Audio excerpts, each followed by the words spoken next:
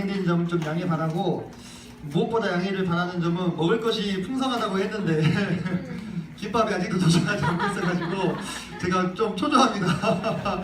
네, 이제 후반전이거든요. 그래서 체력 관리 잘 하시고, 네, 피곤하시면 조금 일어서서 다니셔도 되고요. 네, 쉬시면서 들으셨으면 좋겠습니다. 아까 마지막에 조금 마무리 못한 게 아쉬워서 한 30초 만에 마무리하겠습니다. 우리가 신약 성경의 뼈대를 이렇게 전도여행으로 잡았죠, 그죠? 그러면서 우리가 구약 성경은 창조, 모여, 상황, 포기 이렇게 했죠. 그리고 중간사, 바바, 헬로 잡고, 신약은 이제 초림시대 예수님이 처음 오셨을 때, 그죠? 그리고 사도시대 5차까지. 그 다음에 후기 사도시대는 이제 교회로 봅니다. 교회 시대. 실은 여기는 이제 섞여 있어요. 굳이 구분을 하는 겁니다. 그리고 계시록에서는 이제 재림 시대, 재림하신 예수님의 모습이 나타나기 때문에 계시록은 예언서지만 그 역사의 한 축을 담당하도록 제가 배치를 했습니다. 참고하시면 좋겠습니다. 서민호 의견님 이거 칠판 좀 돌려주시면 감사하겠습니다. 자, 이제 우리가 그 등뼈를 쭉 잡았죠. 그래서 연대순으로 성경 66권을 재배열했는데요. 그 순서대로 쭉 가겠다고 제가 말씀을 드렸습니다. 그래서 이제 처음 창세기와 욥기부터 이제 쭉 갈 건데, 그 전에 한 번 더 복습합시다. 우리가 성경의 목적이 뭐라고 했습니까? 하나님의 주권이 미치는 하나님의 나라를 통한 하나님의 영광. 네, 하나님의 주권, 하나님의 나라, 하나님의 영광 기억하시고요. 성경은 무슨 이야기다? 왕의 이야기. 그래서 누가 지금 통치하고 있느냐, 누가 다스리고 있느냐, 이것이 중요한 문제라고 했습니다. 그리고 그 하나님께서 유일한 계승권자로서 인정하신 분이 누구다? 바로 예수님이시다. 이것을 우리가 공부를 했었습니다. 이제 그러한 제가 앞서 말씀드렸던 내용들이 성경을 통해서 더 구체적으로 펼쳐지게 되는데, 우리가 구체적으로 이제 설명을 듣기 전에 지도를 한 장 그릴 겁니다. 지도를 어떻게 그려? 이렇게 생각하실 수 있죠? 근데 어렵지 않습니다. 우리가 집에도 지도책 많이 있어요, 성경 관련해서.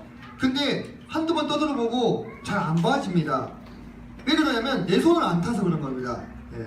그리고 내가 필요로 하는 정보 외에 너무 많은 정보가 포함되어 있으니까 복잡해요. 머리가 아프죠. 특히 자매님들 지도에 좀 알레르기 반응을 일으키시잖아요, 그죠? 네, 그래서 오늘은 우리가 간단하게, 정말 간단하거든요. 간단하게 지도 한 장 그려보고 창세기와 욥기의 배경이 되는, 그리고 들어가겠습니다. 자, 먼저 아까 적으셨던 아까 자르셨던 카드 있죠? 카드는 이제 한쪽으로 치워주시면 좋겠습니다. 선풍기를 틀 수도 있기 때문에 이제 더워지면 막 날릴 것 같아요. 정리를 해주시고요. 정리할까 정리하고 갑시다.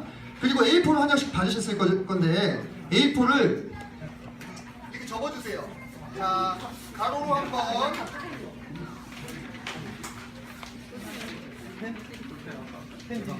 그 다음에 세로로 한번 이렇게 접어주세요. 중앙에 십자선을 만드는 겁니다. 십자선을 중앙에 가로로 한번, 세로로 한번.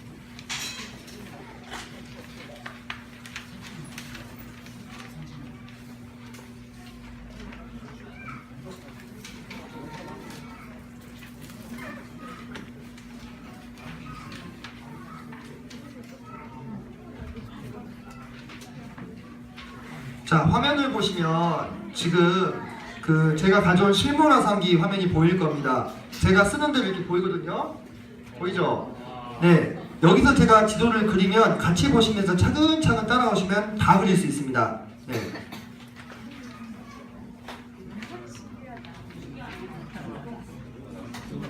옛날에 초등학교 다니실 때 이렇게 보셨죠? 실문화상기. 네. 이런 거 이렇게 쓰면 참 좋아요. 네. 어떤 시절에 학교 다니시던 분도 있었다고 합니다. 네. 네. 또 그걸 또 제가 배려를 못했습니다. 자, 이렇게 접은 종이 있죠? 네. 십자선이 가운데 보이는데 이게 기준선이 돼가지고 우리가 그림을 그릴 거예요. 자, 제가 준비물로 삼색 볼펜이 필요하다고 했는데, 혹시 가져오셨으면 쓰시고, 안 가져오셨으면 그냥 검정색 볼펜을 쓰셔도 되는데, 기왕 이번에 성서 개관 한번 공부 제대로 해보기로 하셨으면 하나씩 사면 좋습니다. 자, 지도를 순서를 따라서 그립니다. 첫 번째는 자, 큰 바다, 이게 전체가 땅이에요. 땅. 큰 바다와 강을 먼저 그릴 겁니다. 자, 왼쪽에 보이는 14선 있죠? 여기서 조금 아래부터 해가지고 이렇게 땅을 그냥 그리세요. 네, 원하는 대로. 근데 여기 가운데서 넘어가지 마시고 여기서 조금 뻥긋하게 해가지고 이렇게 악어 입처럼 이렇게 그리시다가 끝까지 가지 마시고 위로 쭉 올라가세요. 이렇게 쭉 올라가세요. 입 같죠? 입. 그죠? 그런데 입에는 입속에는 이빨이 있잖아요. 그죠? 충치가 하나 빠졌어요. 충치를 여기다 하나 그려주는데 이 선에다가 맞추세요. 이 선에다가 자, 이렇게 충치를 그려줍니다. 충치예요. 이 선 여기 맞추시면 됩니다. 보이시나요? 이게 꼭 안 맞아도 됩니다. 한번 그려보는 거니까요. 네, 충치가 이렇게 딱 빠졌어요. 네, 눈치가 있는 분들은 벌써 막 무슨 지명을 얘기하시죠? 네, 여기 맞춰서 이렇게. 지금 여기가요, 이게 바다예요. 바다. 네, 바다. 이 바다 이름이 홍해입니다. 홍해. 네. 그리고 이제 이쪽 귀퉁이에다가 그냥 이렇게 바다를 그리세요. 이거 바다예요. 이렇게 그리면 바다예요. 네. 여기가 이제 페르시아만입니다. 페르시아만. 여기서 쭉 따라 나가면 인도양이 나옵니다. 쭉 따라서 나가면. 자, 그 다음에 이 위에도 바다를 그리세요. 쉽죠? 네 귀퉁이에는 뭐가 다 있는 거예요? 이 바다는 카스피해. 이 지명은요, 기억 안 하셔도 됩니다. 네, 그냥 그게 바다다 이렇게 생각하시면 될 것 같아요. 자, 이제 큰 바다를 다 그렸으니까 뭐 그려야 되겠어요? 네, 강을 그려야죠. 강이랑 호수. 자, 왼쪽부터 시작하겠습니다. 왼쪽에 여기가 지금 이집트거든요. 이집트를 그리고 이 바다는 지중해예요. 지중해 아시죠? 네, 그 푸른 곳. 여기 이 섬은 안 그려도 되는데 섬이 여기 하나 있긴 있습니다. 이렇게 네, 이빨 여기 하나 떨어져 있다 이렇게 생각하시면 돼요.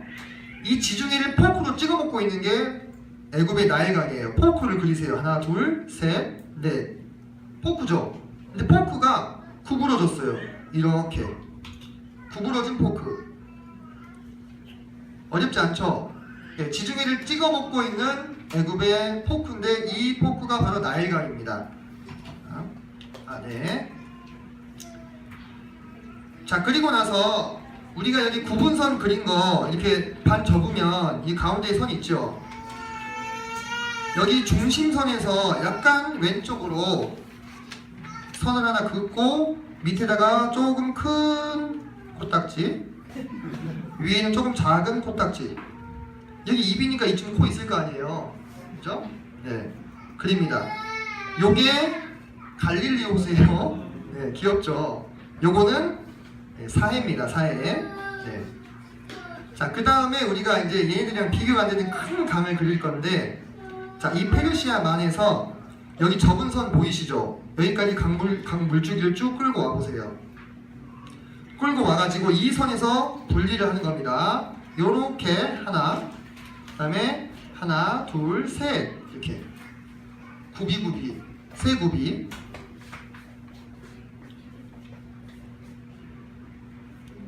오른쪽에 있는 강이 티그리스 강입니다. 그러면 왼쪽은 뭘까요?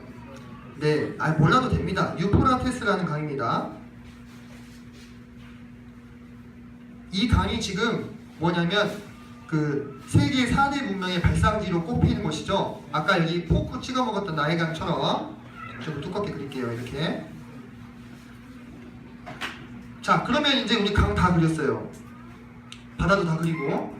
여기까지 어려우셨나요? 어려우셨을 수도 있습니다. 네, 나만 어렵냐 이렇게 생각하지 마시고. 네. 그 다음에 우리가 이제 중요한 지명들을 좀 써볼 건데요. 지명은 파란색으로 쓸 겁니다. 파란색 볼펜을 써주세요. 저는 그냥 여러분들 편의상 계속 그냥 검정색으로 쓰겠습니다. 근데 파란색으로 이렇게 구분해서 써주시면 좋겠습니다. 볼펜으로 썼더니 잘 안 보이시는 것 같아서. 자, 우리가 아브라함이 우르에서, 감사합니다, 가나안까지 오지요. 그 우르가 어디쯤일까? 바로 여기입니다. 여기 강이 갈라지는 것 같은 여기 있죠? 여기가 갈대아 우르예요. 그리고 이 유프라테스 강 세 굽이 타고 올라가는 여기 끝이 이쯤이 이 동그랗게 이렇게 휘어지는 여기가 하란이에요. 하란. 아, 우루랑 하란이 여기 있었네. 네, 아시겠죠? 그리고 그 중간쯤 뭐가 있냐면 그 유명한 바벨론이 있어요. 바벨론. 그리고 이 티그리스 강에서 이렇게 굽이굽이 치죠. 굽이굽이 치는 이 두 번째 굽이 여기쯤에 니느웨가 있습니다. 니느웨. 아수르의 수도였던 적도 있었고 요나 선지자가 찾아갔던 니느웨. 자, 이제 여기서 이렇게 위로 올라가 봅시다. 여기 올라가면 여기 뭐가 있느냐? 여기에 아라랏산이 있어요. 여기에 뭐가 멈췄었죠? 네, 여기에 노아의 방주가 멈췄어요. 잘 보십시오. 지리적으로 노아의 방주가 멈추고 후손들이 어디로 퍼져나간 거예요?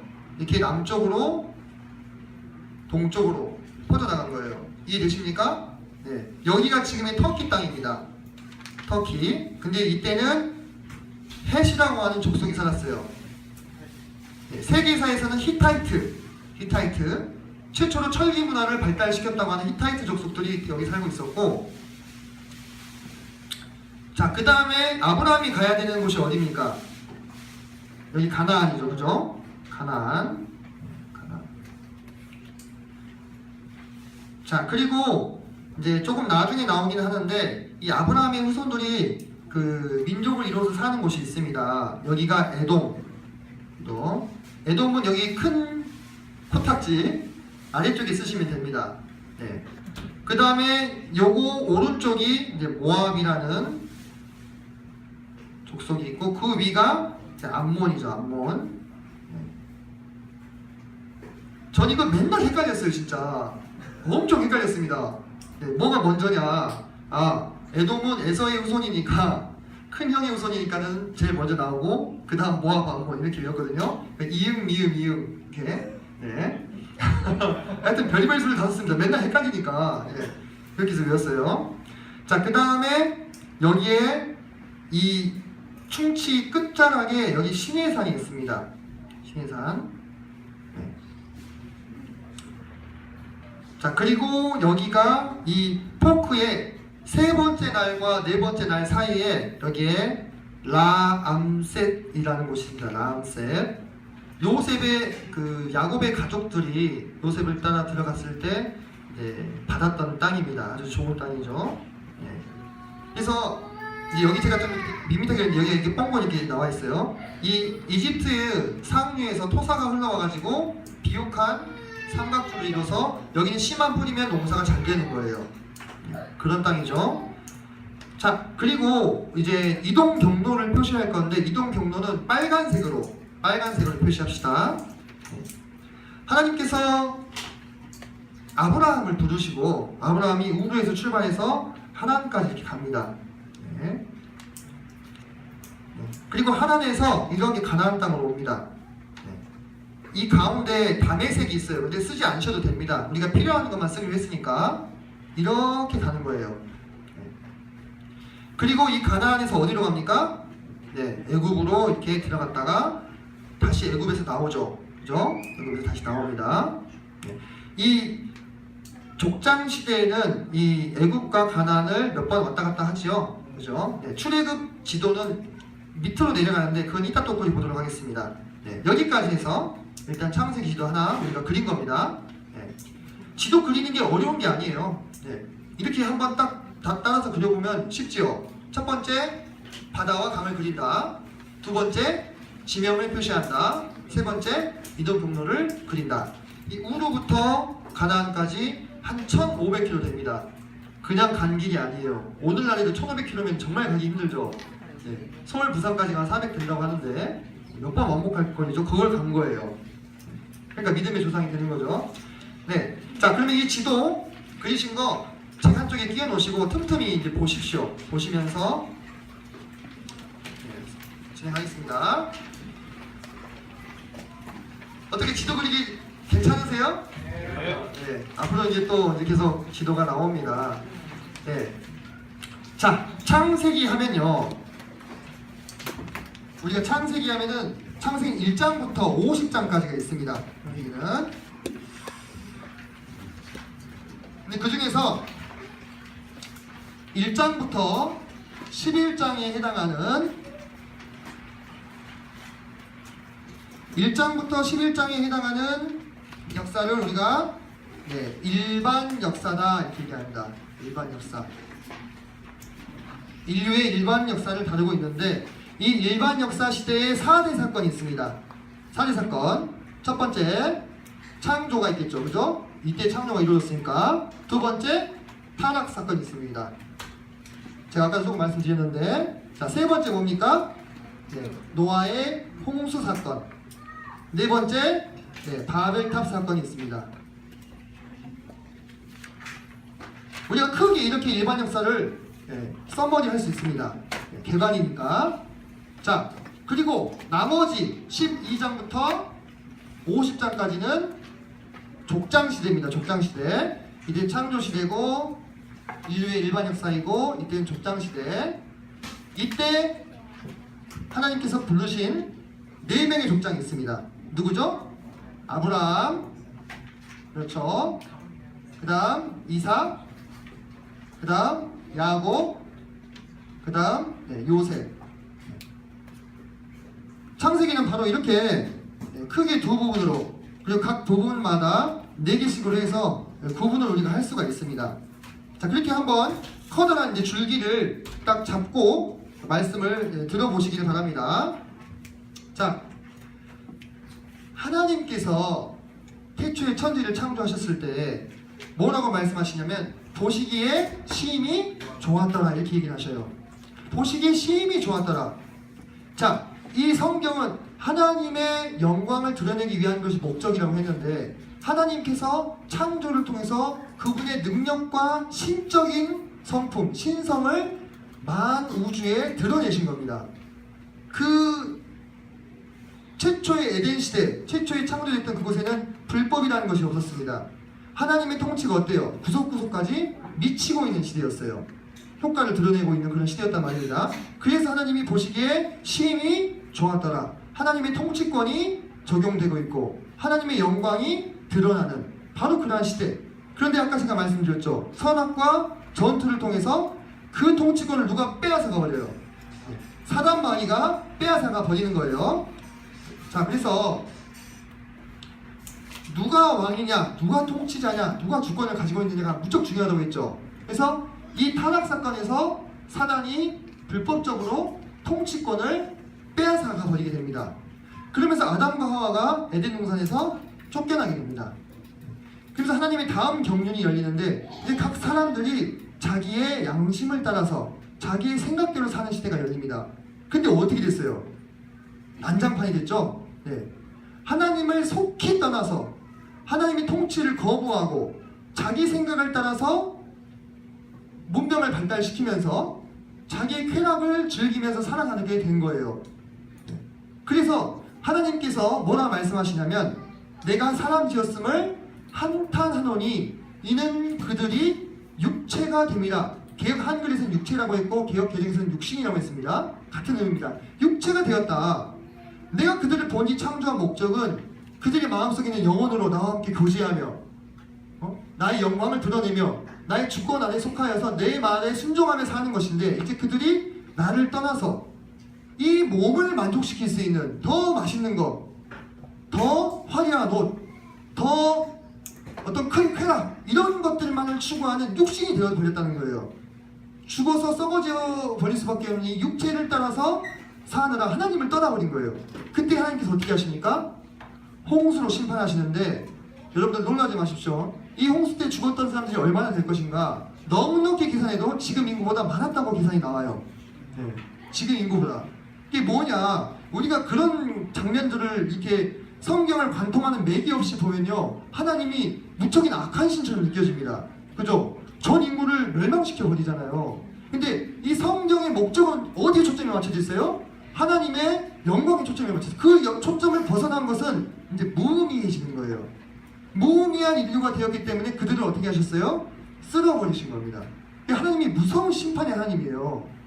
지금 이 시대에도 마찬가지로 그렇게 하나님의 영광이라는 목적을 벗어난 자들에 대해서 하나님이 얼마든지 심판하실 수 있는 겁니다. 하지만 참고 인내하시면서 오늘도 구원받을 수 있는 기회를 우리에게 주고 계시잖아요. 그때 홍수 사건에 하나님께 유일하게 의로운 사람으로 인정받았던 사람이 있었어요. 누구였습니까? 네, 노아였죠. 노아. 제가 아까도 그런 얘기 드렸습니다. 이 세상의 역사는 하나님이 왕인 줄 알아본 소수의 사람들과 하나님께 반역한 다수의 사람들의 대결로 연결되어져 있다, 이렇게 말씀드렸어요. 이 노아는 한 명이었어요. 뭐 아들들 다 해봐야 뭐 며느리까지 8명 대 70억, 80억, 숫자는 얼마인지 모르지만 70억 이상. 어떤 비율입니까 지금? 0.0000 뭐 가늠이 안 되죠. 바로 이 노아만이 하나님이 하나님 되신 걸 알아본 거예요. 그러므로 이 홍수의 심판으로부터 노연함을 당하게 됩니다. 그리고 그의 아들들이 누구예요? 셈과 함과 야벳. 이 세 명의 아들들로부터 다음 때가 이제 이어지게 됩니다. 다시 인류가 그 후손들을 남기기 시작하죠. 그죠? 그런데 또 이때 얼마 지나지 않아서 또 누가 출현해요? 하나님의 그 통치에, 하나님의 다스림에 반기를 든 세력이 또 나타나는 거예요. 이게 계속해서 반복입니다. 인간은 계속해서 실패를 거듭하게 되는 거예요. 그래서 이때 나타난 특이한 사람 중에 하나가 니므롯이라는 사람이 있습니다. 이 니므롯은 성경에 이름이 나옵니다. 성경에 이름이 나오는데 전승에 따르면 이 니므롯이 했다고 하는 말들이 남아있어요. 니므롯이 뭐라고 얘기하냐면 우리가 하나님께 순종하며 사는 것은 하나님의 노예가 되는 것이다, 이렇게 얘기를 했다는 겁니다. 그러면서 우리가 함께 모여서 흩어지지 말고 바벨탑을 높이 쌓아서 우리의 이름을 전하자, 이렇게 얘기하는데 여러분들 이 장면에서 뭐가 오버랩되지 않으세요? 아담과 하와가 선악과에서 하나님의 말씀을 부정하게 했던 그 사단과 똑같은 얘기를 하고 있는 겁니다. 하나님은 뭐라고 하셨냐면 홍수가 끝나고 이 얘들한테 너희가 널리 퍼져서 후손을 남겨라, 이렇게 얘기했는데 니므롯은 정확하게 반대로 이야기하죠. 우리가 탑을 높이 쌓고 흩어짐을 면하자, 흩어지지 말자, 하나님 말씀에 반기를 들자, 하나님 내 말씀 내가 안 따르겠다, 하나님 말씀 듣는 것은 노예와 같은 삶이다, 이렇게 얘기한 거예요. 이 니므롯은 영웅이었어요. 영웅. 헤라클레스 같은 존재였다고요. 영건이다, 이렇게 나옵니다. 보기에도 우람하고 장대한 이런 신체를 가지고 하나님 앞에 특이한 사냥꾼이다, 사냥에 능한 자, 활을 잘 쏘고 칼을 잘 쏘고, 인간 나라, 세상 나라의 기준으로 봤을 때는 부족한 것이 없는 영웅이었지만 하나님에게는 반역한 사람. 그러므로 하나님께서 어떻게 심판하셔요? 내려오셔가지고 친히 보시고 언어를 흩어버리셔가지고 흩어짐을 면하게 했는데 강제로 흩어버리신 거예요. 하나님의 뜻대로.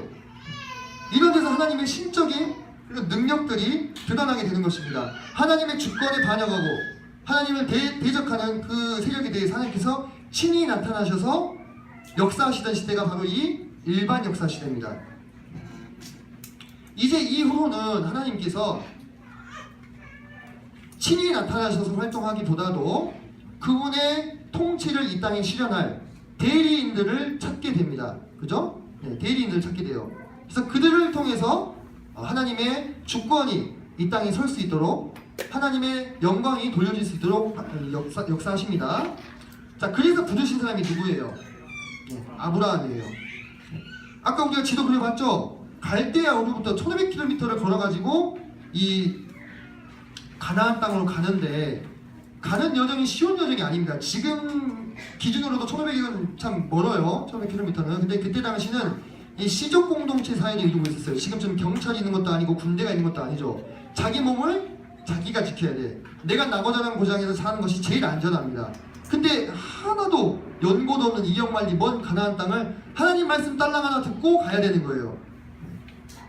보통 믿음이 아닌 거죠. 그죠? 그러면서 이 아브라함에게 약속하시기를 내가 내 자손을 저 하늘의 별보다 바닷가의 해변의 모래보다 많게 해주겠다. 하나님의 뭘 약속하고 있는 거예요? 하나님의 백성을 노를 통해서 많이 세상에 나타나게 하겠다. 근데 아브라함은 어디까지 보냐면 이 에서와 야곱까지밖에 못 봅니다. 에서랑 야곱이랑 15년을 같이 살다가 죽거든요. 나이 계산해 보면은. 근데 아브라함은 그걸 믿은 거예요. 그게 어디서 드러났어요? 모리아 산 사건에서 드러나잖아요. 자기 아들이라고 딸랑 하나 있는데 바다에 모래같이 많게 해주겠다 해놓고 하늘이 별과 같이 많게 해주겠다 해놓고 딸랑 하나 주니 이삭까지 바치라고 하는데 어떻게 해요? 순종합니다. 제가 아들 낳아보니까 쉬운 문제가 아니에요. 네. 하나님 차라리 저를 데려가십시오. 이렇게 할 상황이지 순순히 묵묵히 순종하기 쉽지 않은 상황입니다. 그런데도 아브라함은 이 믿음을 가지고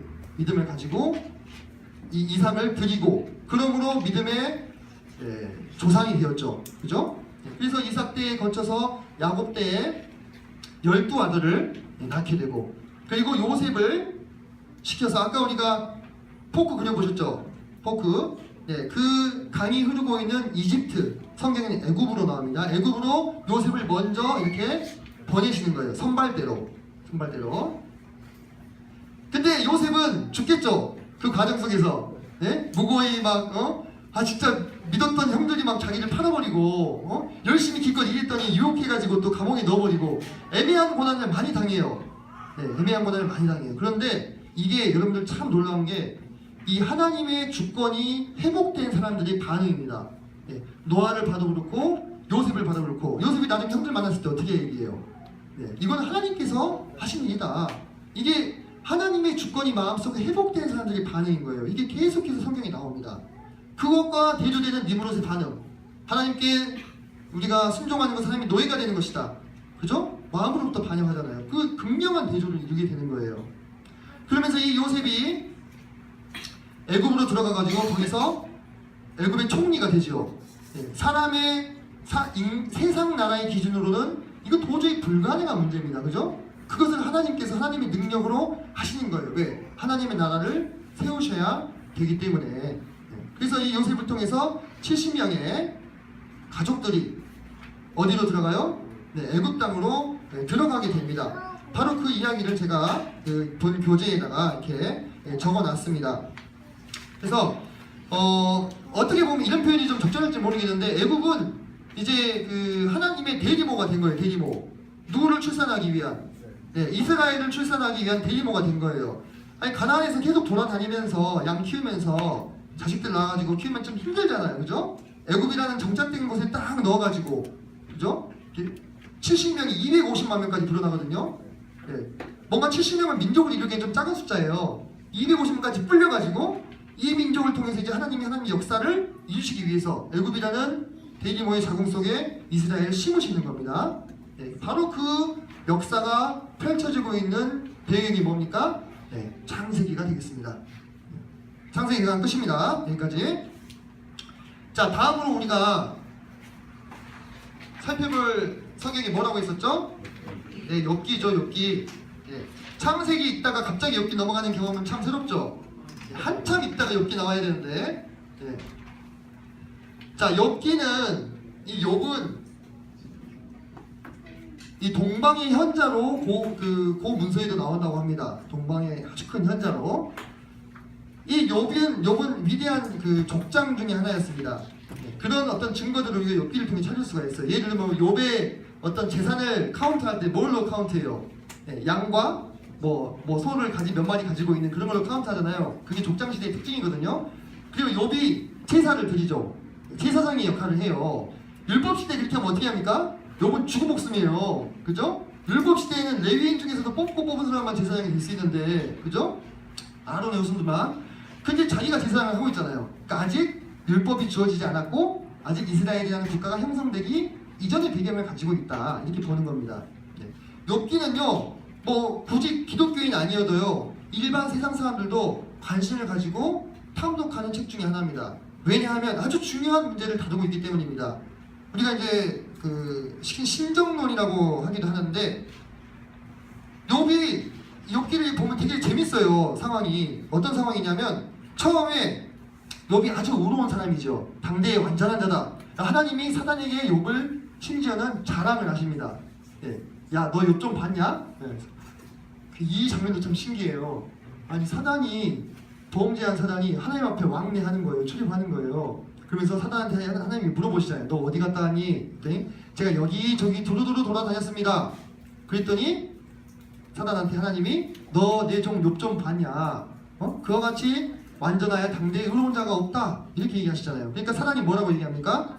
하나님이 욥을 산 울타리로 두르시고 그에게 복을 주시고 그를 지키시기 때문에 욥이 하나님을 섬기는 거 아닙니까? 이렇게 어떻게 해요? 교묘하게 욥을 송사합니다. 교묘하게 욥을 송사해요.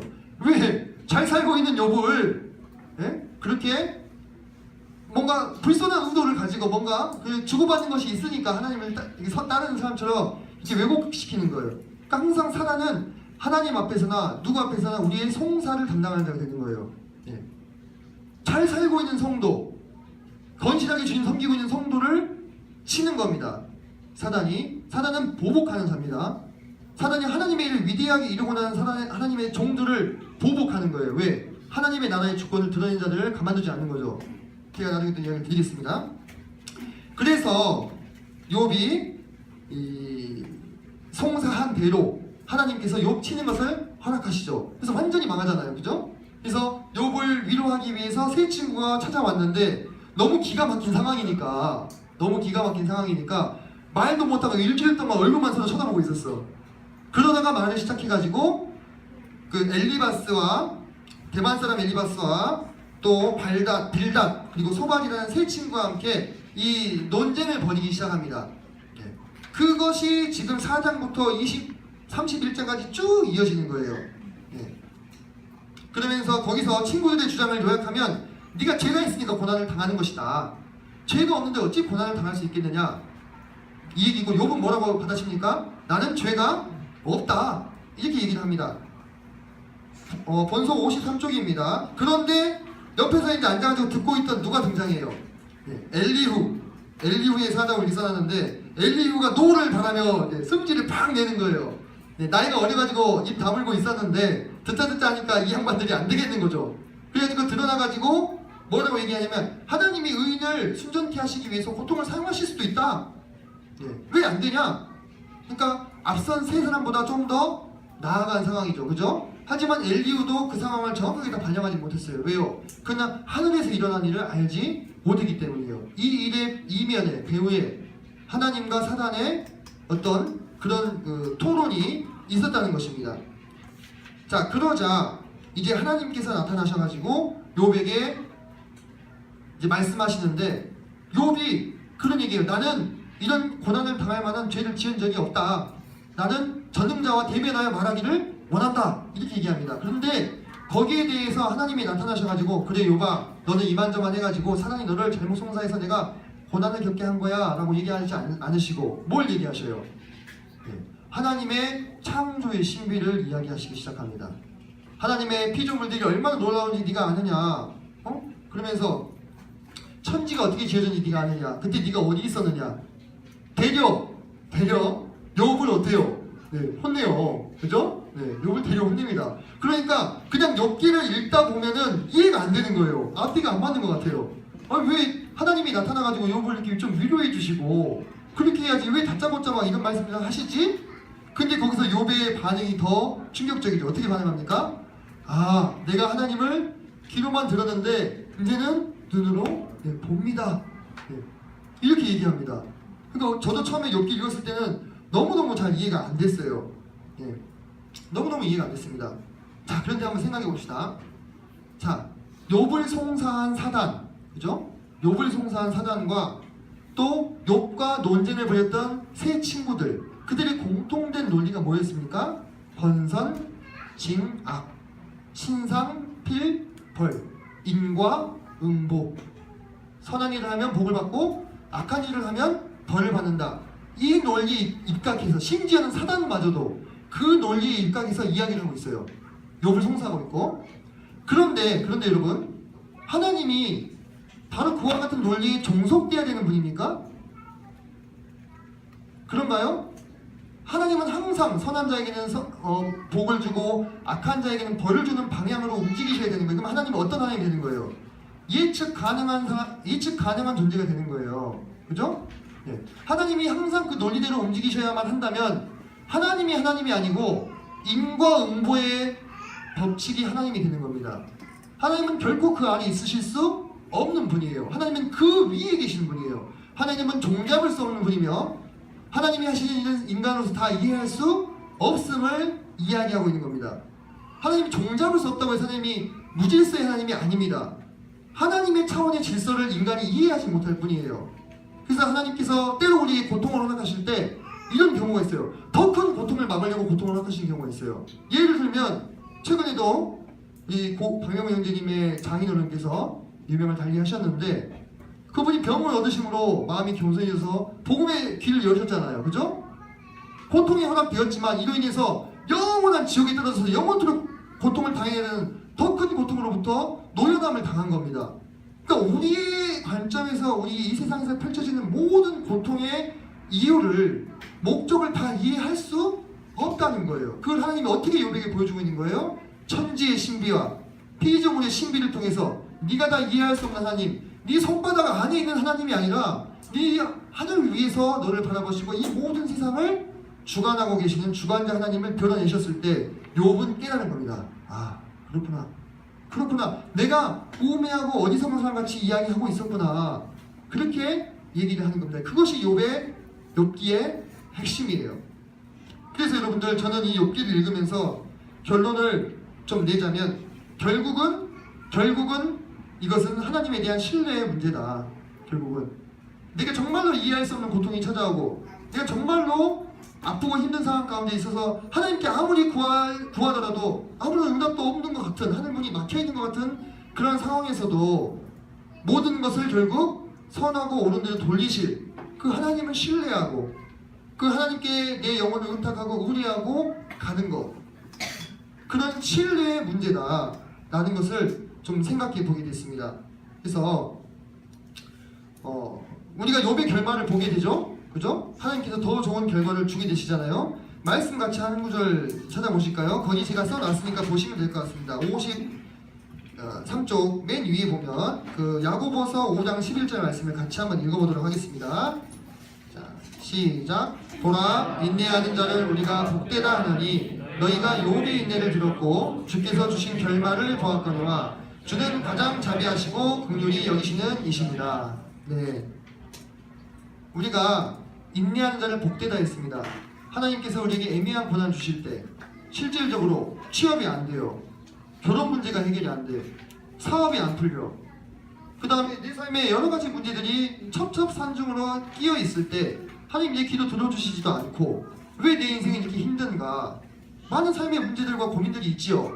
예배당에 나와서는 밝은 얼굴로 빵긋빵긋 웃으면서 성도들에게 인사하지만 돌아서서 문을 나설 때에는 마음 한켠에 외로움과 아픔과 어려움과 어두움이 있을 수 있습니다. 우리 마음속에.